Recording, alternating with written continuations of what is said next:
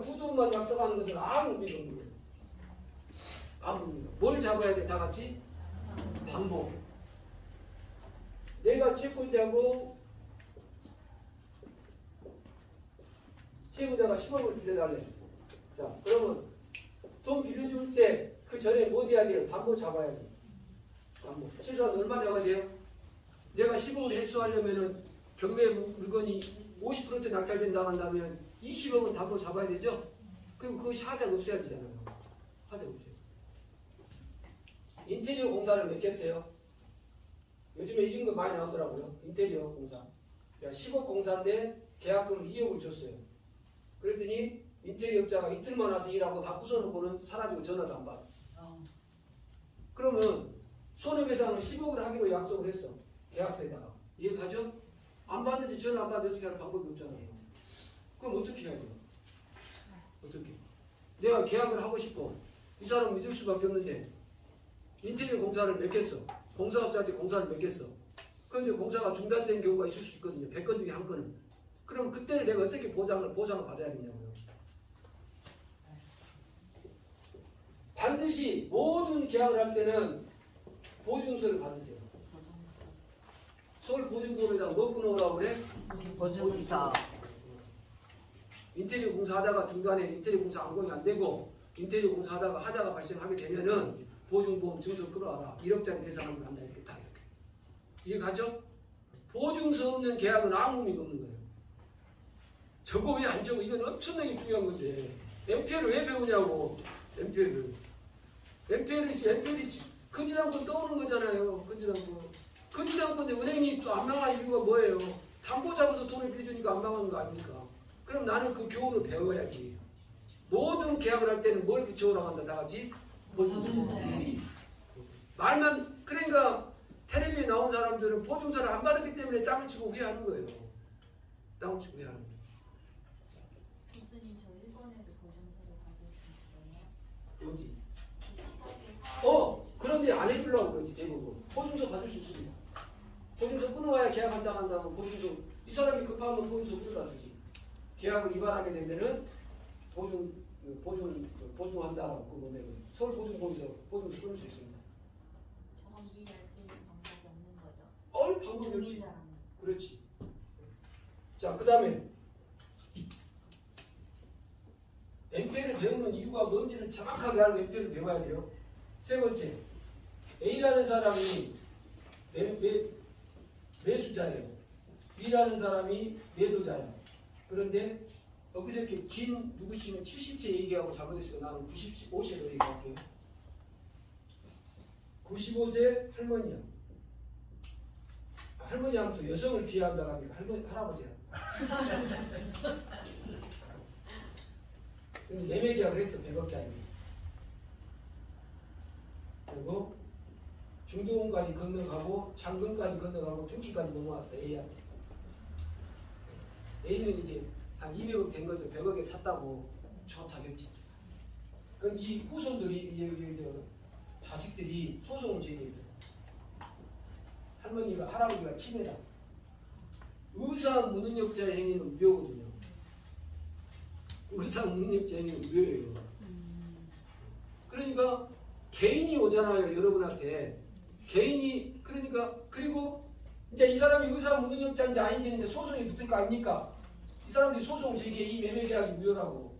이 아파트, 이 부동산, 이 사람이 이제 사각 부동산에다가 채무금지 가처분 해놓고. 그리고 이제 판사가 이제 물어봐요. 옹모가 있고 피고가 있을 거 아닙니까? 옹모는 이제 할아버지잖아요. 우선도 변호사도 있을 거고. 그럼 변호사가 물어보는 거예요. 존경하는 판사님, 이분이 의사 무능력인지 아닌지 한 번만 이 사람 이름 좀 물어보라고. 그러면 이제 변호사가 미리 다 시켜가지고 이제 짜가지고 이 사람 할아버지가 정신이 원래는 맨정신인데 판사가 성함이 어떻게 되십니까? 라고 딱 물어보니까 이제 95세 할아버지가 그러는 거예요. 판사를 보고 잘생겼다 판사. 사람 잡으면 좋겠는데. 엉뚱한 소리 해버리는 거예요. 꺾어버리는 거예요. 그럼 판사님이 생각할 때는 이 사람이 무슨 능력자예요? 의사 능력자잖아요. 그러면 이거는 매매 계약이 뭐예요? 무효예요. 그리고 사람들이 이미 돈을 할아버지가 길거리에다 잃어버렸대 100억을.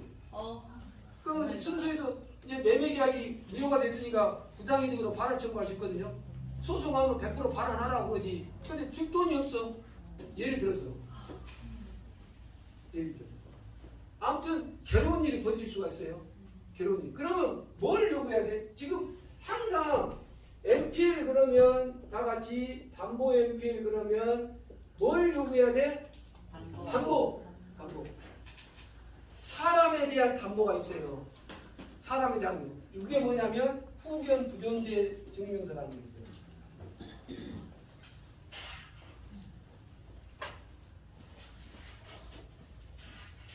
금지산자, 한정지산자, 특별대리, 후견인, 한정후견인 이런 후견인 제도가 있잖아요. 이 사람은 후견인이 없다라는 것을 증명을 해주는 제도가 있어요. 옛날에 금지산자, 미성년자는 금방 할 수 있잖아요. 민증 까보면 나머지 금지산자, 한정지산자 이런 사람들은 옛날 사람들이 이 사람이 금지산자가 아니고 한정지산자가 아니라는 것을 국가가 증명을 해줘. 한정지산이나 금지산 선고를 받으면 등록하게끔 돼 있거든요. 그러니까 나이가 많은 사람이 오면 그런데 의사능력자를 등록 안 하면 금지산자를 등록 안 하면 알 방법이 없어. 그러니까 무엇부터 물어봐야 돼?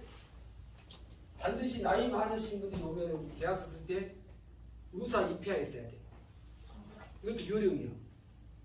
의사 입회하. 그래 가족도 다 불러놓고. 이해가죠? 그리고 약간 긴가민가하고 계약서 쓰러 왔는데 그 사람이 중개업소에서 텔레비에 보고서 축구하는데 농구가 잘하는 것 같다 이래버리면 약간 필이 오잖아요. 옆 사람 한번 봐봐. 필이 와 안 와? 정상이야 비정상이야? 딱 보면 알지. 비정상이 갔다 간다면 후견 증명서 갖고 오라게 돼. 후견 증명서. 지금 무슨 말 하는지 이해하시죠? 네. 아, NPL이라는 학문이 나를 지켜주는 학문이구나. 내 재산을 내가 돈은 못 번다 하더라도 최소한 NPL을 잘 배워놓으면 내 재산을 잃어버리진 않겠구나. 잃어버리지 않겠구나.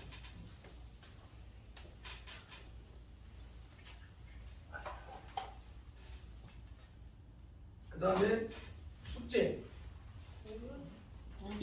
그 공통 숙제. A라는 사람이 B라는 법인하고 B라는 법인이 10억을 자본금이 있어요. 그런데 B라는 법인의 동산이 100억짜리 동산이 있어. 그래서 이 사람이 10억을 빌려주려고 그러거든요. 그러면 B라는 법인에 뭘 가져와야 될까요?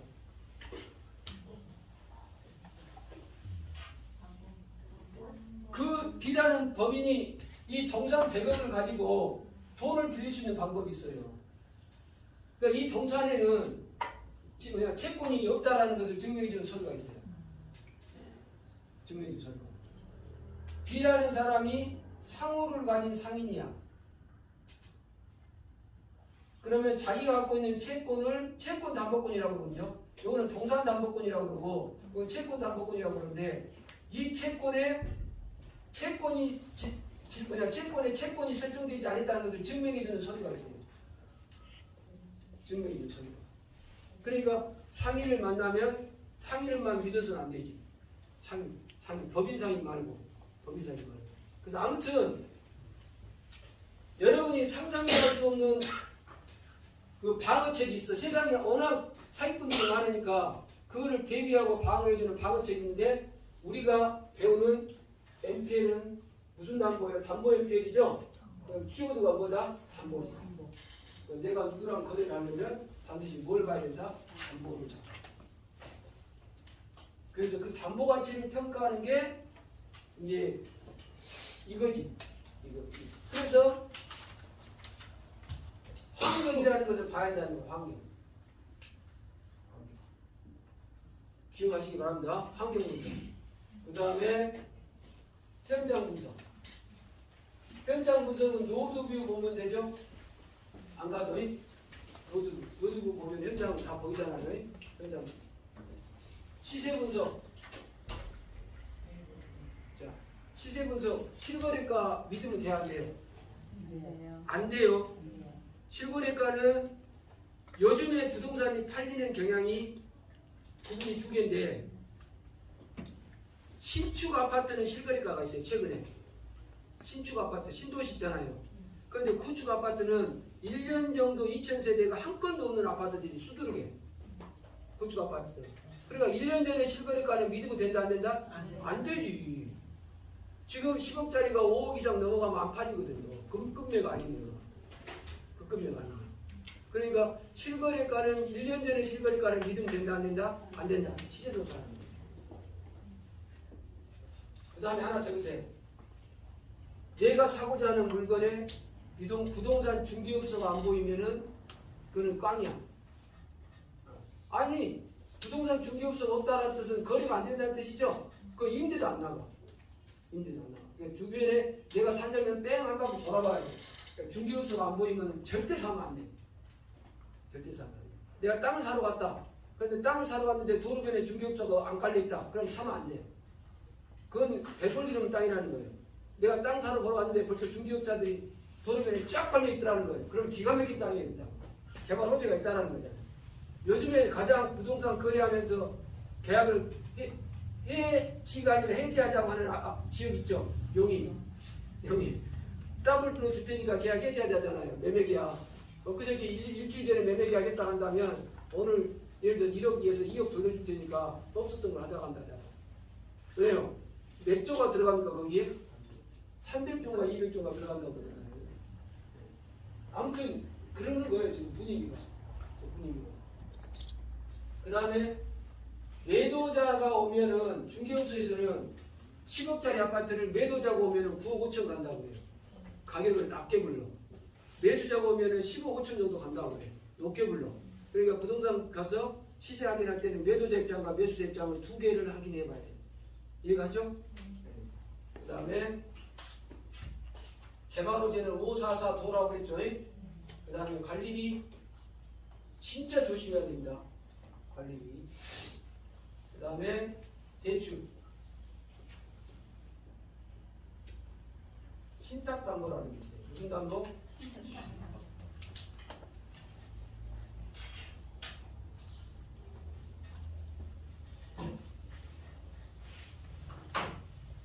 다가구를 사면 이게 15개가 10개가 있다 합시다. 룸이. 그러면 다가구는 소액보증금 다 10개를 빼버리죠. 그리고 담보가치 잡잖아요. 예를 들어서. 그러니까 이거를 소액보증금을 다 빼버리니까 이건 소액보증을 안 빼고 받는 게 이게 이제 10억짜리라고 한다면 경매 낙찰 받으면 많이 나와야 4억에서 5억밖에 안 나오거든요. 그건 이제 8억에서 9억을 받고 싶다. 그럼 담보신탁을 하면 돼요. 무슨 신탁? 담보신탁이 뭐냐면